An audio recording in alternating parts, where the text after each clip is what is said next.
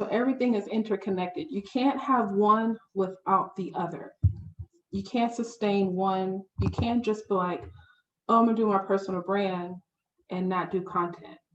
Or I'm gonna get featured on publications and not create content. All of it is intertwined. So what is your personal brand? So personal brand, I like to sum it up in one word. It's your reputation. It's what people are going to say about you when you walk out the room. What does that consist of? What makes you unique? What makes you different? What are your core values? What are your skills? What's your motivation?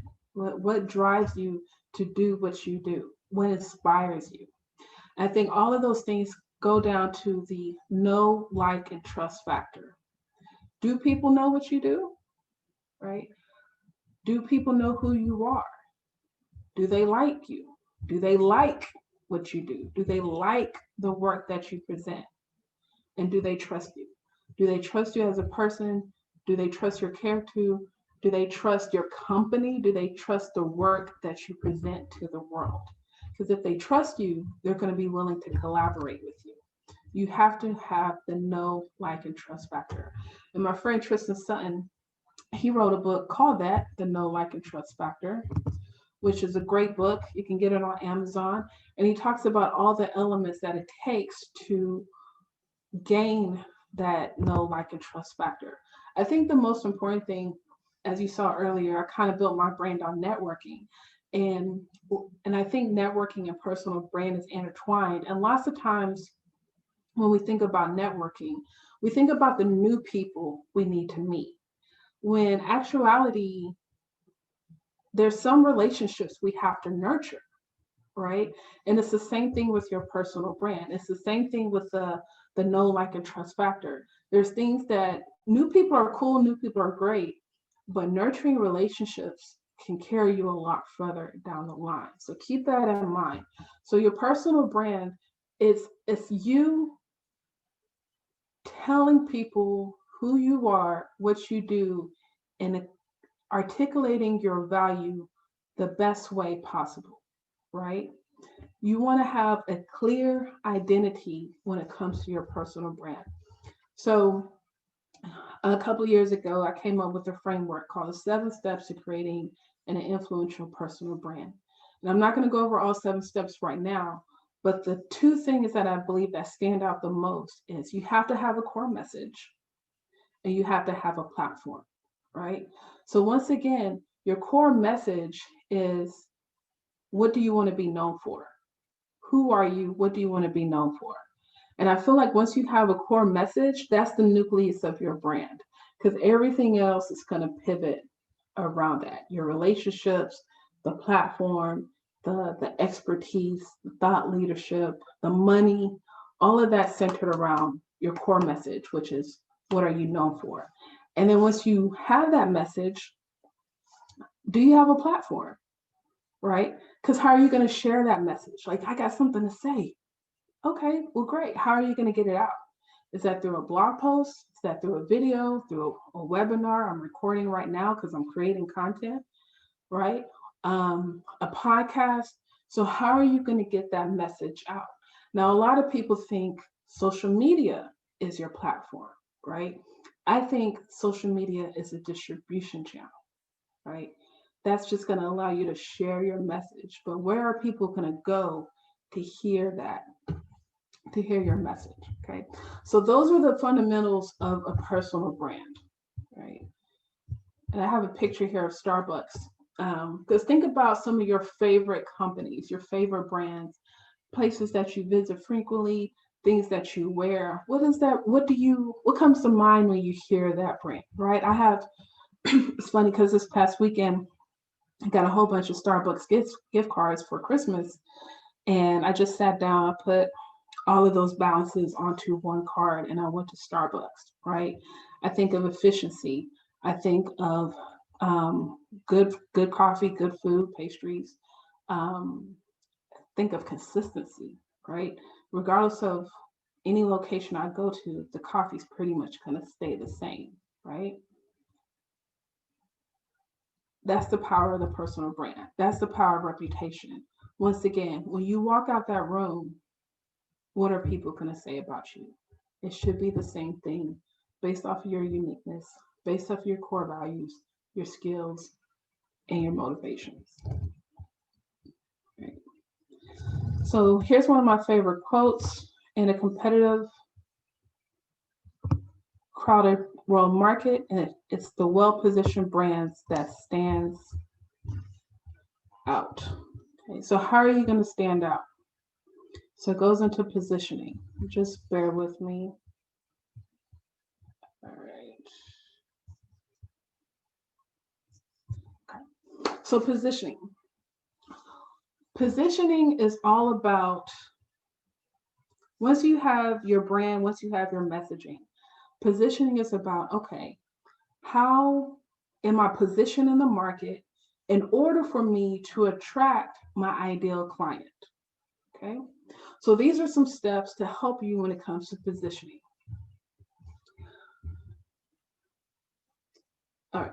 So we're going to, goes back to uniqueness, right? What makes you different? Okay. What makes you different amongst your competitors? Now, a lot of people,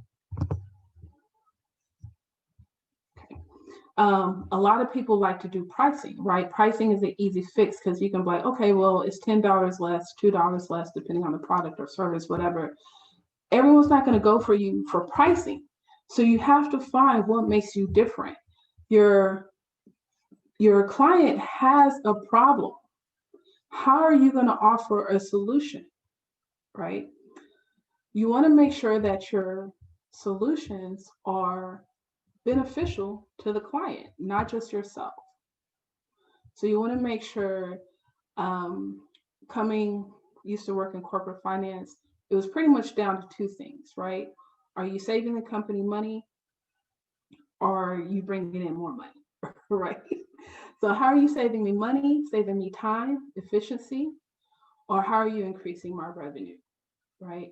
How are you making my life better with your solutions? Got to niche down, okay? The riches are in the niches. A lot of people feel like, I want to mass market. If I talk to everyone, I'm going to make money or more money. That's not always the case, right? You have to niche down. And I realize, and this goes into identifying your ideal client, you're creating your avatar. When you know who your avatar is, when you know who they are, where they hang out, how much money they make, their lifestyle, all of these things, and you're talking to that one person, it's still going to resonate with other people, right? Like somehow people, whether they're scrolling through YouTube, Instagram feed, Amazon, even though you're talking to this one person, someone else's ears are going to perk up, right? So you have to niche down, identify your ideal client, and talk to them, right? Because I'm gonna sit there and be like, man, I really believe what Jason is saying. Like I understand Sally. Sally gets me, right? And then I'm gonna go through this rabbit hole, right? So it's very important that you understand your messaging in order for you to resonate to your ideal client, to your avatar. And once again, once you breaking down your avatar and knowing not just the good stuff, their titles, income, all that kind of stuff, but what are those challenges? What are those problems? Because once you know those problems, you're able to identify those value-based solutions, right? So now that you have your solution, you can go back and be like, hey, not only do you have these demographics, but also the psychographics should provide you with the language that's going to allow you to create the messaging when you need to promote your product and service, be it on your website, be it on Facebook, LinkedIn, Instagram, or whatever the case, right? That's why messaging is so important. And I encourage people to just get out, do things, do some surveys, do some giveaways, do a few one-on-one calls. Understand who you want to sell to and how they talk, because you have to use that language in your marketing material, in your messaging. All right. So if you have questions as I'm going through, just feel free to drop them in the chat. I am holding the questions till the end. So here's my messaging. Who is Michelle Ngome, or what do I do? I teach marketing to sidepreneurs. Simple. If you go to my Instagram page, you're just going to see marketing tips. Monday through Saturday, post the same time, 8 p.m., 9 p.m. You're going to just see marketing tactics, right? Strategy. Last night I posted on positioning because I knew I was doing this webinar, right? This week I'm focused on content marketing. So if you don't know anything about Michelle Ngome, when I get off this webinar, when you get off my Instagram page, because we can't go to events, right? You're going to know, oh, she's a marketer. And then when you talk to the next person, they're going to be, oh, Michelle, the marketing chick. I hope that's what they say. That's what they should say, right? I teach marketing to sidepreneurs. That's my message. That's my position in the market. All right, so what type? So you have your messaging. So let's talk about content, all right? And this is where people struggle the most. And I get it, because it's a lot of work, a lot of time, commitment, dedication. I break it down into this. You have your audio, where we have podcasts. You can even say Clubhouse now. We have video, YouTube, Instagram, TikTok, Facebook Lives, all those things.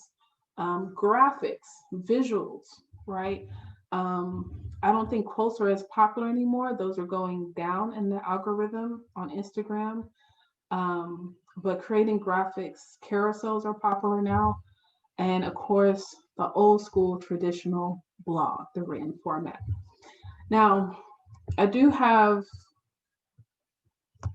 a list of types of content, right? We have newsletter, events, interviews, this webinar. Like I said, I'm doing the webinar, I'm recording it on my phone because I'm going to upload it to IGTV and all these other platforms, press releases, infographics, case studies, text messages, text message marketing. There's multiple ways to create content. And I actually have a document called 33 Ways to Flip Content. If you want that, just put it in the chat. Say 33 ways to flip content, and I'll email it to you. And I talk about all the ways you can create content, but more importantly, is finding ways to repurpose content, right? Because it is a time-consuming, laborious process. You want to find ways to be efficient when you are creating and sharing content. Content is really about informing your ideal client. Once again, if you have communication with them, you know who your avatar is, you understand their language. Now you're creating short and long-form content to educate, entertain, and attract them to your website, to your platform, in order for them to buy your product or service. So I posted this on Eventbrite. That's a platform, right? That for me, that's distribution. I have the marketing corner information on my website. That's my hub. So everything is going to be on michellengome.com. I created several posts on LinkedIn, Facebook, and social media, leading up to that event, right? So just as you create content, you have to find various ways to distribute that content on all of these social media platforms, right? At this point, social media is the internet. It is what it is, right? So you want to make sure that you are efficient in that. So what's so important about content? Once again, a lot of people feel like, okay, well, Instagram is my main platform. And that's fine, but you have to have a website. And the reason why is because of Google.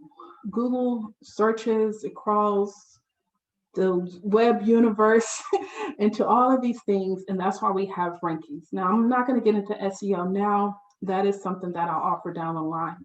But Google crawls websites, and that's why anytime we don't know something, we go to Google, we type in something, and what? We're probably going to a website. We're going to a website more than we are going to. Google's not saying, oh, here's this social media page, read that. It's not there yet. I don't know if it ever will be, but it's Google, right? So you want to have a website. With that, once again, you're getting web traffic. From there, they can share it. They can share your article on social media pages, whatever the case may be. You want to increase that brand awareness, expertise. You want to drive more leads, sales, educate your consumer during this process. You want to build an audience, and depending on what you're creating, maybe even a community, right? With that, you want to get audience feedback. We have Facebook, all kinds of ads, Facebook, IG, Instagram, LinkedIn, they all do the Google, they all do the same thing, right? And then, of course, you can create content and make money, right? I feel like we're at a point where you can monetize anything. People are paying for newsletters. I had a chance to interview, well, I didn't formally, but I had a chance to meet Gary Vee, and I asked him a question. This is when his Ask Gary Vee book came out, I think 2016, 2017. And flipped that into, I asked Gary Vee a question, went to Austin. He was doing his talk or whatever. I asked him a question. I recorded that question and I turned that into a podcast episode. Okay, going back to content creation, repurposing content. In the advice he gave me, he suggested I monetize or create a paid newsletter. And I couldn't wrap my head around that. I'm like, a paid newsletter? And he gave me some examples. And I was looking at these people, I'm like, folks are really paying for a newsletter? And they are. And one guy I still kind of follow, his name, great marketer Mike Kim, he had, I think, a monthly newsletter, but he was, if I'm not mistaken, he was literally mailing it to you, and it was $99 a month. So there, we get so much stuff for free. Sometimes we lose sight what we can charge for, but you can pay for it. People charge for a webinar, right? I mean, there's a lot of BS when it comes to OnlyFans, right? Because of the go back to the brand, right?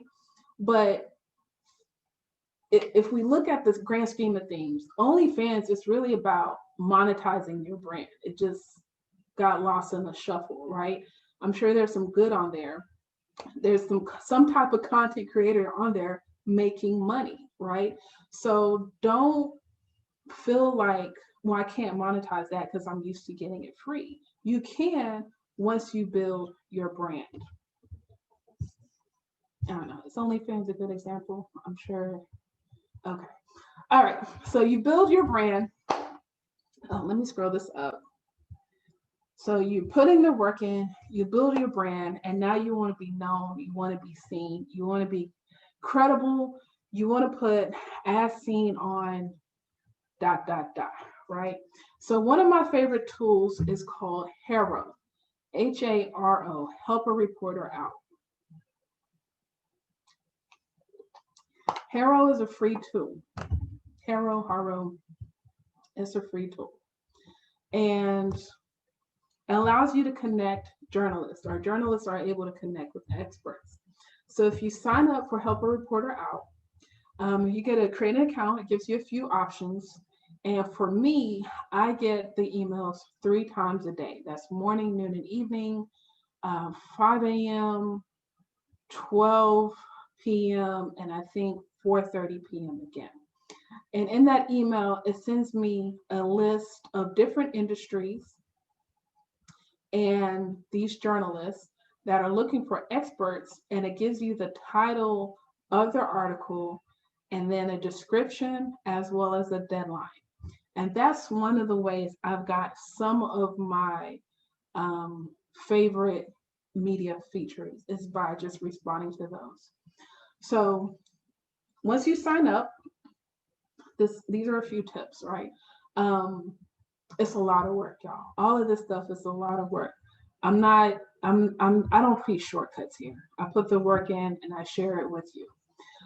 So as I stated, I get the email 3 times a day. So if you're in grind mode, I want to encourage you to set aside 5 to 45 minutes each day, preferably after you receive or when you receive the email. The reason why I say 5 minutes is because you're going to get the email, you're going to scroll through it. Maybe you don't qualify for anything, you delete it, right? Minimal time. Now, there's times when I'm like, wow, there's 3 things that I can respond to, and it takes time, right? Now, we're all busy people. If you're like me, I'm like, okay, I'm going to save it. I get to it later. Later never comes, or I miss the deadline, right? These journalists are very particular with their requests. So you want to make sure you have time or you create some type of system if you decide to use this resource, right? So once they provide the description, um, sometimes they'll tell you the name of the publisher so you can check it out if you're not familiar with it. Sometimes I'll look up the journalist on LinkedIn. Sometimes it's anonymous, so you don't know, but I assure you it's worth it. You want to make sure you check the requirements. You qualify based off of those requirements. Don't stray from that. You will not get accepted. And then most importantly, adhere to the deadline. Okay. Answer the question. No fluff. Answer the question to the best of your ability. Some of them may have word requirements or say 2 to 3 sentences or whatever. Make sure you adhere to that. And also, once again, I talk about systems. Make sure you're efficient in this process because it can be time consuming. So things that you may want to do is if you use Google Keep, Evernote, or something, create a document somewhere where you have your title, website, and social media links. That way you can just copy and paste that over anytime you decide to submit your answer to a journalist. Another thing I did was I kept my headshot in a Dropbox link because some of them do require a headshot because it's going to go with your quote. So you want to make sure you kind of have those things reserved and ready to go, especially if you're always on the run in this pandemic era. But just make sure you have those things readily available because it does get annoying, checking out your social media and getting those links all the time. So Harold's been great. I've had great success. I mean, I've been on Chicago Tribune, um, Inc., some great publications. Some of the smaller ones I've submitted, they've come back to me and asked me for some more feedback for another article. Another thing, so connect with those people on LinkedIn, keep that relationship intact because they probably have other journalist friends that need help as well. I've also gotten media requests from LinkedIn and Twitter. And I think the only way I was able to obtain some of those requests is because the consistency of content that I have on those platforms, right? And I know you can't be everywhere at one time, but I think when you are creating content, when you are marketing content and you're consistent, people will see that and they will reach out to you because once again, you are solidifying your brand. Sometimes these reporters will tell you that they're going to use your information and they will email you a link for you to check it out. Sometimes they don't. So I use Google Alerts. I have my name as a Google Alert, and lots of times I'll get that email of the alert before the journalist won't even email me. Just to be honest with you. So it's a good tool. It's very beneficial. If you talk to a publicist or any type of PR specialist, they are very expensive. So I want to encourage you to sign up for Help a Reporter Out. Exhaust this resource until you can hire a publicist, all right? So go ahead and drop those questions. I'm almost done here. So people who have expertise just love to share. That's human nature. That's why I'm doing this webinar, right? Let's see here. All right, so what is the Marketing Corner? The Marketing Corner is, once again, a new concept I just came up with that I've been working on. A lot of people come to me and they're like, Michelle, how do you do what you do, right? Books, podcasts, whatever. And this is my first time doing a group coaching. And what I have planned is starting next week until February 2nd, there will be 4 60-minute sessions where we will take a deep dive into personal branding. I will share with you my 7-step framework, um, going into positioning, finding your avatar, your ideal client, working on your messaging, working on content ideas, maybe even helping you, right? If you want to start a podcast, I can help you with that. If you want to write a book, I can help you with that. If you want to do something on IGTV, we can get that going, right? I'm not perfect, but I've been able to do these things to grow my brand, and I can help you with those things. Also providing you with the Marketing Corner workbook. Once again, navigating each session, giving you some more tips on how to get featured and building those relationships. I'm going to have office hours. I understand everyone's not comfortable asking questions in a group setting. So you can email me anytime, or you can set up 20-minute sessions, Zoom or phone call, within that 4-week period, and I'll be glad to help you. And of course, creating a private Facebook group or Slack, going back and forth on that. But whatever the majority decides is fine with me. So this is what the Marketing Corner is. It's a new signature program. I really want to help people. And since this would be the beta group, I'm coming in at what I consider generous offer at investment of $197.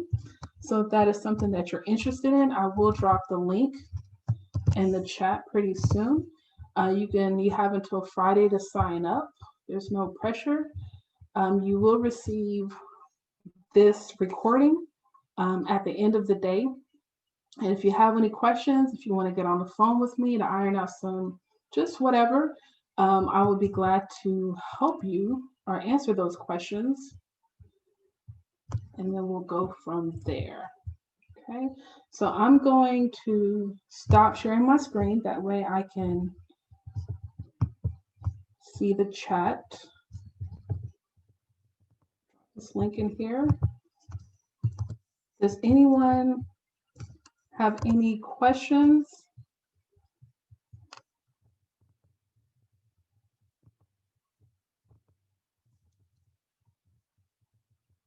Yes, please. All right, thank you. I will definitely send you 33 ways to flip content. Do I have a business card? Let's see. Yes, I will send you my business card. Yes, if you have your LinkedIn, drop that in there as well. So make sure we can connect with each other on LinkedIn. Does anyone have any questions? Or if they need me to go back to a slide? Hey, Michelle, I do have a question. Sure. Great presentation. Thank you for the information. I really loved the point about positioning. So my question is about content, and you mentioned, how we need to niche down because the riches are in the niches, right? So I guess it's always a question of, do we create the same content across all of our channels, or do you think that the content needs to be a little bit more specific to each channel? And if so, what do you recommend in terms of how we make it more specific? Yeah, I think that's a great question. I think it depends on what you're going for, right? Because each channel, each social media platform has its own tone, right?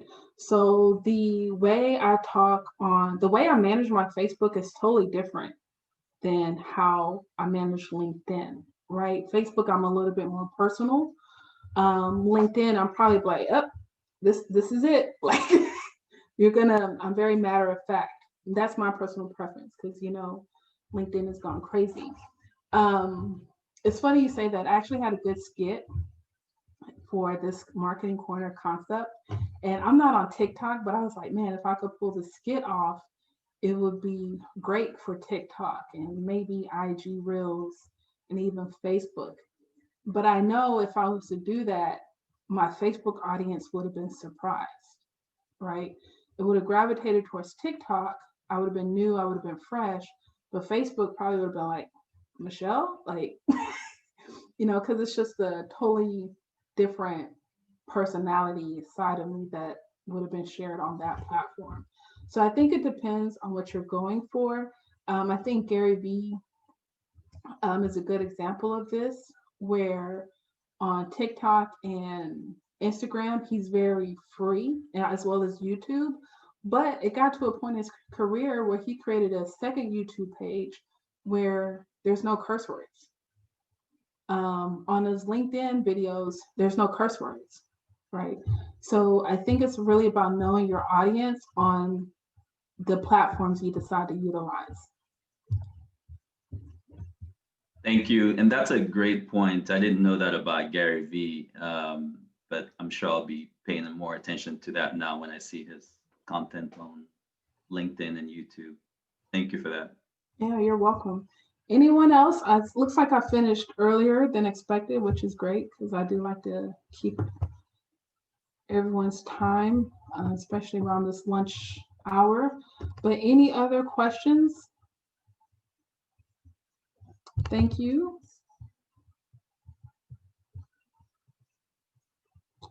All right, so as I stated earlier, I'm gonna wrap up here. I will send you a link of the recording via the Eventbrite email once again in a couple of hours.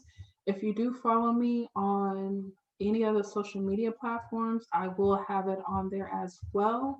If you want to talk to me one-on-one, just send me an email. We can schedule something in the next couple of days, and I'll be glad to talk to you then. Let's see. But I thank everyone for the kind words. I got a couple of private messages, so I will be connecting with you offline. And yeah, thank you, everyone. I hope you enjoy your day, this week, as well as this year. Peace and blessings. Thank you.